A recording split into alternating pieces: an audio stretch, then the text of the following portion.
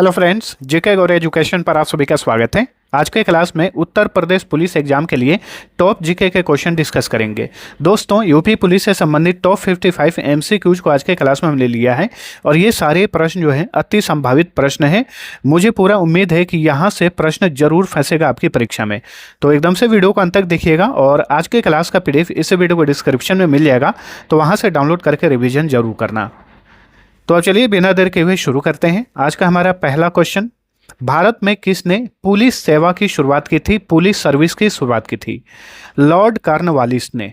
ठीक है, Lord Cornwallis ने ही भारत में पुलिस सेवा की शुरुआत की थी। नेक्स्ट, यूपी पुलिस के महानिदेशक यानी डीजीपी कौन है? तो ये हैं राजीव कृष्णा। इनकी नियुक्ति 31 मई 2025 को की गई थी। तब से राजीव कृष्णा उत्तर प्रदेश पुलिस के महानिदेशक हैं। ठीक है, यानी डायरेक्टर जनरल ऑफ पुलिस हैं। नेक्स्ट, उत्तर प्रदेश पुलिस का आदर्श वाक्य क्या है? सुरक्षा आपकी, संकल्प हमारा। उत्तर प्रदेश पुलिस का टैग लाइन यानी आदर्श वाक्य क्या है? सुरक्षा आपकी, संकल्प हमारा। नेक्स्ट, 1982 में उत्तर प्रदेश के प्रथम पुलिस महानिदेशक कौन बने थे?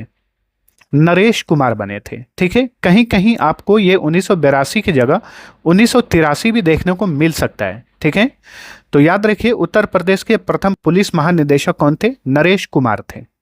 उत्तर प्रदेश का पुलिस मुख्यालय कहाँ पर स्थित है? लखनऊ में है। उत्तर प्रदेश का पुलिस मुख्यालय उत्तर प्रदेश की राजधानी लखनऊ में है। पुलिस विषय भारतीय संविधान की किस सूची में शामिल है? तो ये राज्य सूची में है। पुलिस का जो विषय है यह राज्य सूची में है। ठीक है, 7वीं अनुसूची में कौन कौन सी सूचियां हैं? जैसे कि संघ सूची यानी केंद्रीय सूची है, राज्य सूची है, समवर्ती सूची है। तो पुलिस जो विषय है इसे राज्य सूची में रखा गया है। संविधान की डैश अनुसूची के अंतर्गत राज्य सूची में पुलिस विषय का उल्लेख है। कौन सी अनुसूची? 7वीं अनुसूची। ठीक है, 7वीं अनुसूची में जो पुलिस विषय है यह राज्य सूची का विषय है। नेक्स्ट, उत्तर प्रदेश राजस्व संहिता किस वर्ष स्थापित की गई थी? 2006 में। उत्तर प्रदेश राजस्व संहिता की स्थापना 2006 में की गई थी। अगला क्वेश्चन, पुलिस कर्मियों के लिए प्रमुख प्रशिक्षण संस्थान डॉक्टर भीमराव अंबेडकर पुलिस अकादमी यूपी में कहां पर स्थित है? तो ये मुरादाबाद में है। ठीक है, डॉक्टर भीमराव अंबेडकर पुलिस अकादमी कहां पर है? ये मुरादाबाद में है। देखिए, आप पुलिस का एग्जाम देने जा रहे हैं उत्तर प्रदेश पुलिस का, तो पुलिस से रिलेटेड ये जितने भी प्रश्न हैं आज के क्लास में बहुत ही ज्यादा महत्वपूर्ण अति संभावित प्रश्न है। यहां से जरूर फंसेगा आपके एग्जाम में क्वेश्चन, आप लोग देख लीजिएगा, इसलिए एक भी क्वेश्चन मिस नहीं करिए। चलिए अगला क्वेश्चन, 1878 में पुलिस प्रशिक्षण स्कूल के नाम से डॉक्टर भीमराव अंबेडकर पुलिस अकादमी की स्थापना कहां पर हुई थी? इसकी स्थापना देखिए इलाहाबाद में हुई थी। इलाहाबाद जो कि अब प्रयागराज है। ठीक है, तो पुलिस प्रशिक्षण स्कूल के नाम से इसकी स्थापना 1878 में की गई थी, लेकिन अब इसका नाम क्या है? डॉक्टर भीमराव अंबेडकर पुलिस अकादमी। अब इसे इलाहाबाद से मुरादाबाद में ट्रांसफर कर दिया गया है, तो अब ये मुरादाबाद में है अकादमी, याद रखिए। डॉक्टर भीमराव अंबेडकर पुलिस अकादमी को इलाहाबाद से मुरादाबाद किस वर्ष स्थानांतरित किया गया था? 1901 में स्थानांतरित किया गया था। तो डॉक्टर भीमराव अंबेडकर पुलिस अकादमी अब कहां पर है? अब ये मुरादाबाद में है, पहले इलाहाबाद में था। नेक्स्ट, पुलिस प्रशिक्षण स्कूल का नाम बदलकर डॉक्टर भीमराव अंबेडकर पुलिस अकादमी किस वर्ष किया गया था? 1997 में इसका नाम चेंज किया गया था। भारतीय संविधान के अनुच्छेद 22 से संबंधित कौन सा कथन सही है? इनमें से कौन सा कथन सही है अनुच्छेद 22 से संबंधित? चलिए जानते हैं। यह नागरिकों को गिरफ्तारी और हिरासत के खिलाफ संरक्षण प्रदान करता है। सही है। इसके तहत गिरफ्तार व्यक्ति को कारण जानने का अधिकार है और अपनी पसंद के वकील से परामर्श करने का भी अधिकार है। सही है। इसके तहत गिरफ्तार व्यक्ति को यानी अनुच्छेद 22 के तहत गिरफ्तार व्यक्ति को 24 घंटे के भीतर मजिस्ट्रेट के सामने पेश होने का अधिकार भी है। तो देखिए, अनुच्छेद 22 से संबंधित ये सारे कथन सही हैं। Option D. भारतीय संविधान का कौन सा अनुच्छेद संसद को यह शक्ति देता है कि वह सशस्त्र बलों या पुलिस बलों के मूल अधिकारों पर उचित प्रतिबंध लगा सके, ताकि वे अपने कर्तव्यों का सही ढंग से पालन कर सकें।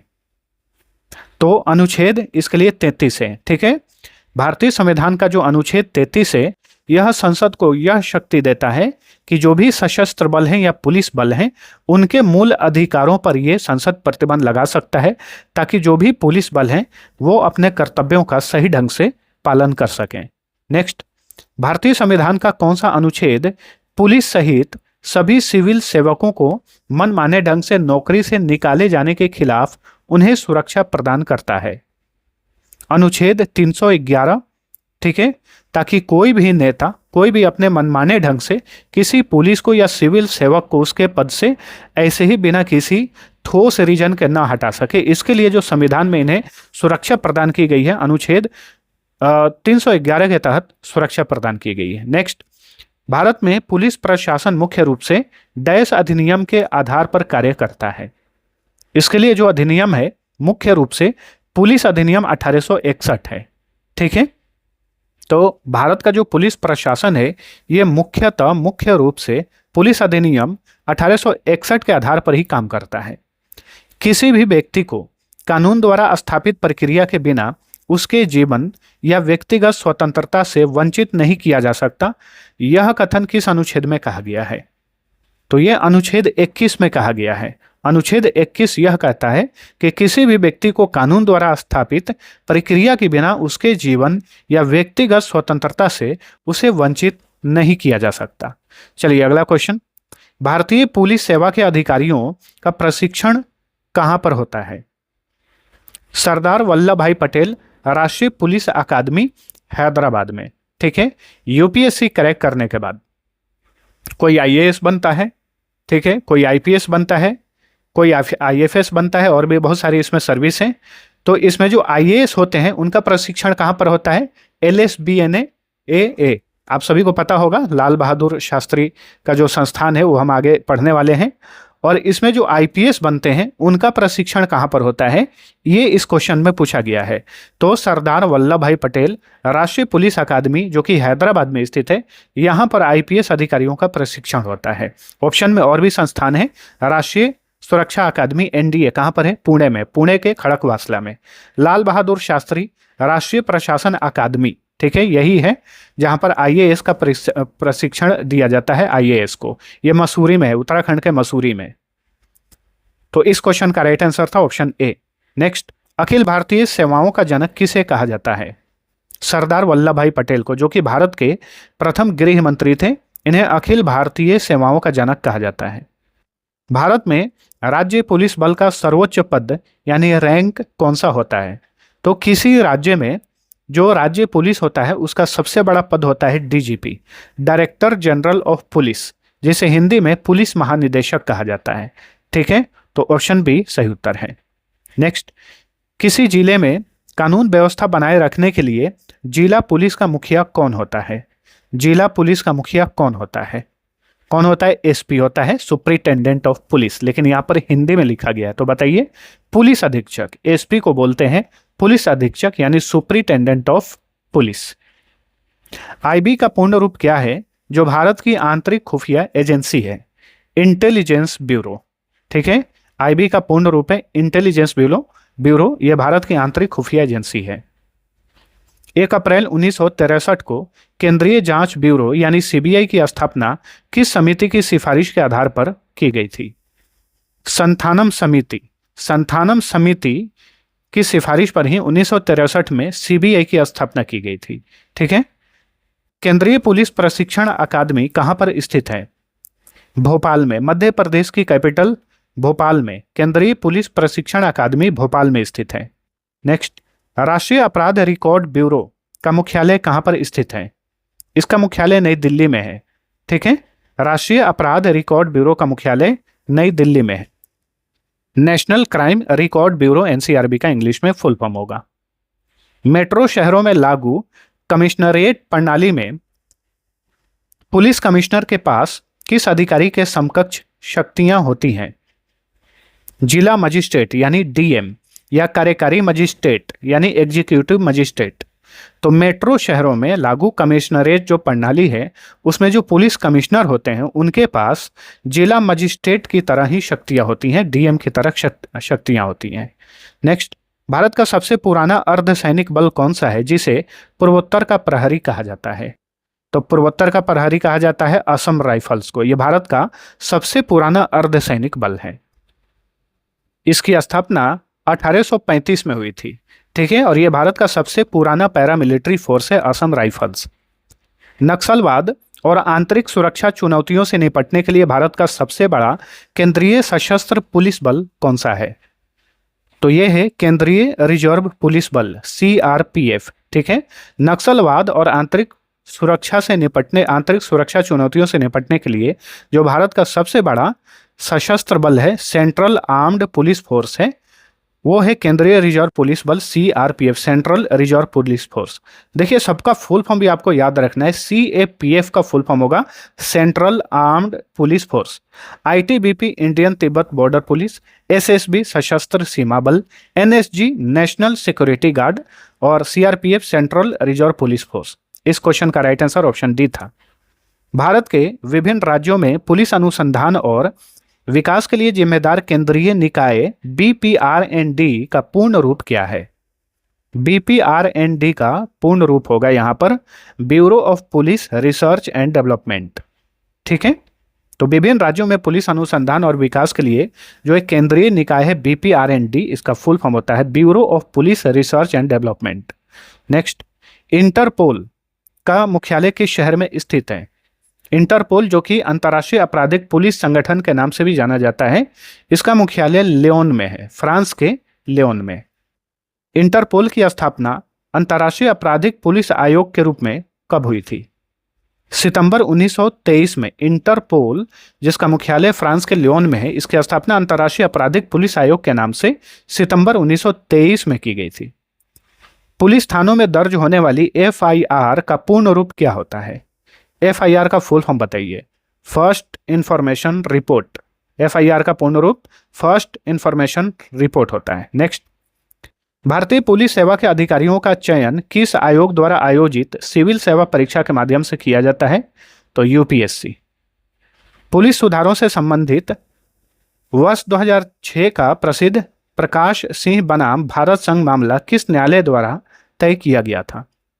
भारत के सर्वोच्च न्यायालय यानी सुप्रीम कोर्ट ऑफ इंडिया के द्वारा तय किया गया था। पुलिस सुधारों से संबंधित जो प्रकाश सिंह बनाम भारत संघ है, यह मामला कब आया था? 2006 में आया था। इसका निपटारा सुप्रीम कोर्ट ने किया था।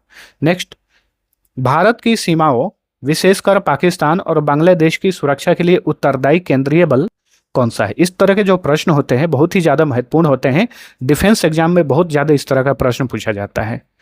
तो ये है BSF, सीमा सुरक्षा बल, बॉर्डर सिक्योरिटी फोर्स, ठीक है। भारत की सीमाओं, खास करके पाकिस्तान और बांग्लादेश की सीमा की सुरक्षा के लिए जो भारत का केंद्रीय बल है वो है BSF, ठीक है। वैसे और भी सीमाओं पर इन्हें भेजा जा सकता है, लेकिन मुख्य रूप से बात चले तो पाकिस्तान और बांग्लादेश की सीमा की सुरक्षा की जिम्मेदारी BSF के पास होती है। नेक्स्ट, किस राज्य के भीतर रेलवे परिसरों और ट्रेनों में कानून व्यवस्था बनाए रखने के लिए जिम्मेदार पुलिस विंग को क्या कहा जाता है? बताइए।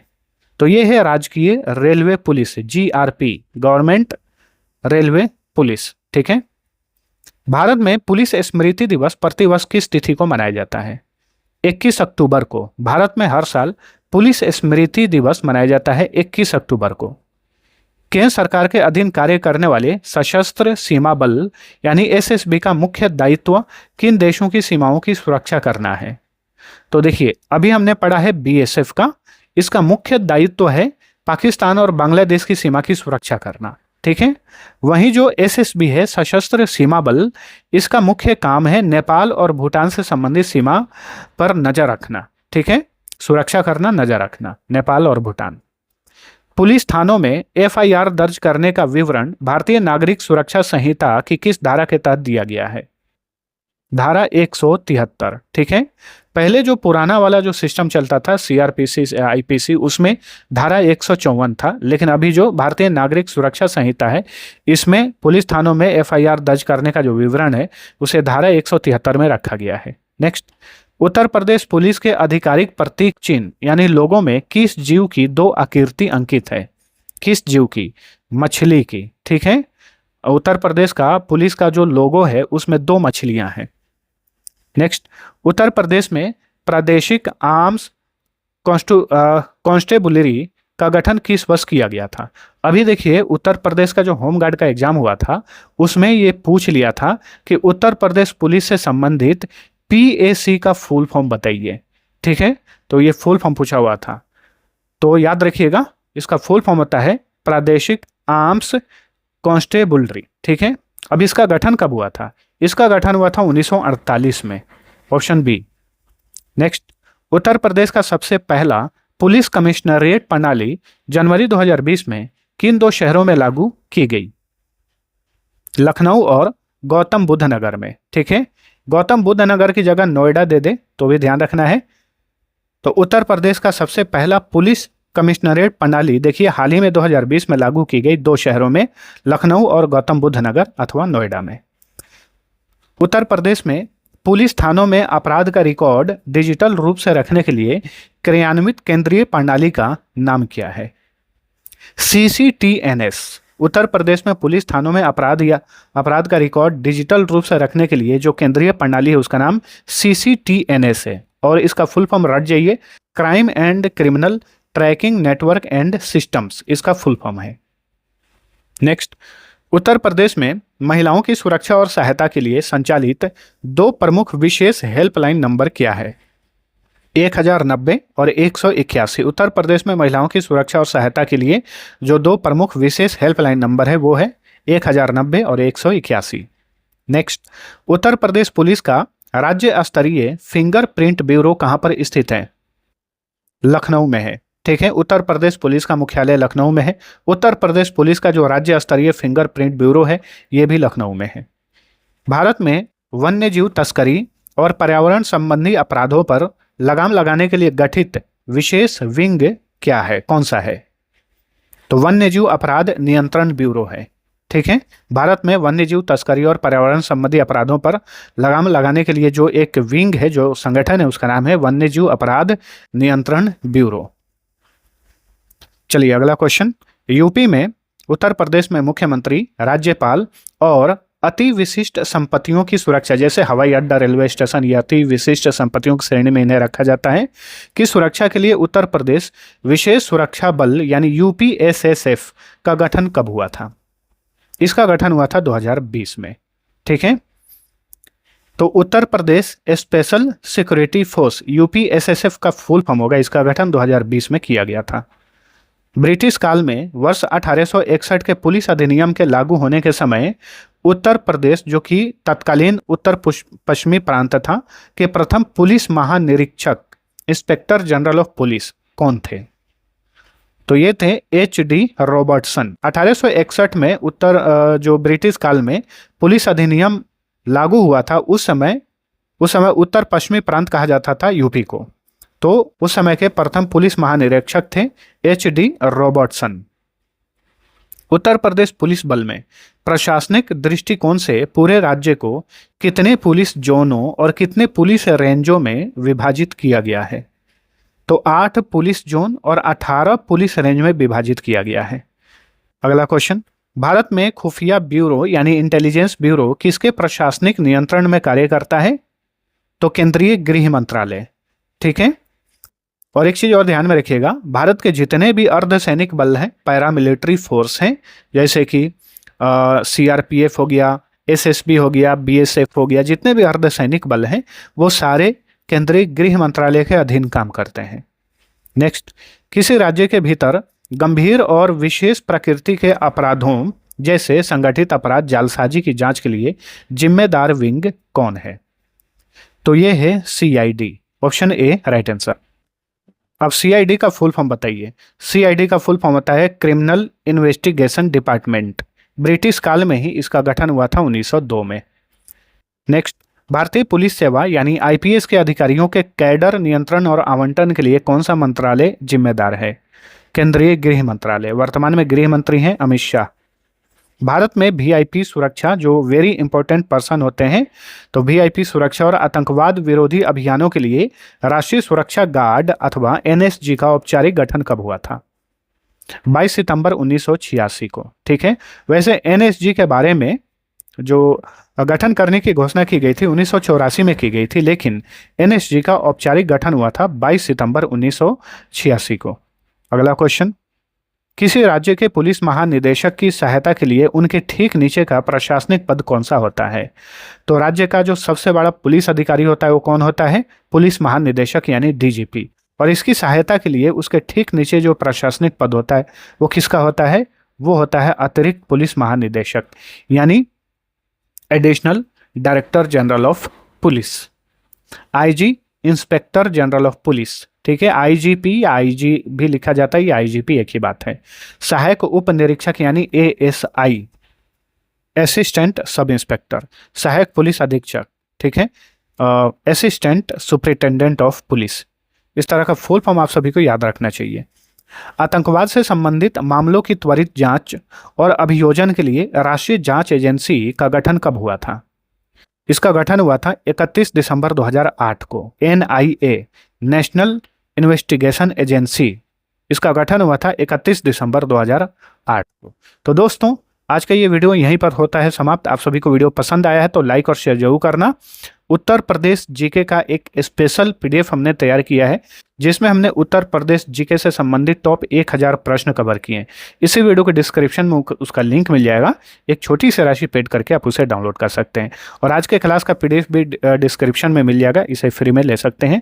इसके अलावा दोस्तों, पिछले 1 साल का करेंट अफेयर्स मिल जाएगा, भारत का इतिहास, भारत का भूगोल, विश्व का भूगोल, भारत का संविधान। ठीक है, सभी सब्जेक्ट्स का ई बुक अवेलेबल है जिसे आप ले सकते हैं। क्विक रिवीजन करने के लिए इन ई बुक्स को हमने तैयार किया है। एग्जाम नज़दीक हो तो ये ई बुक बहुत ही लाभकारी है। सभी का लिंक डिस्क्रिप्शन में दिया हुआ है। बाकी अब चलिए मिलते हैं अगले वीडियो में, तब तक के लिए टेक केयर।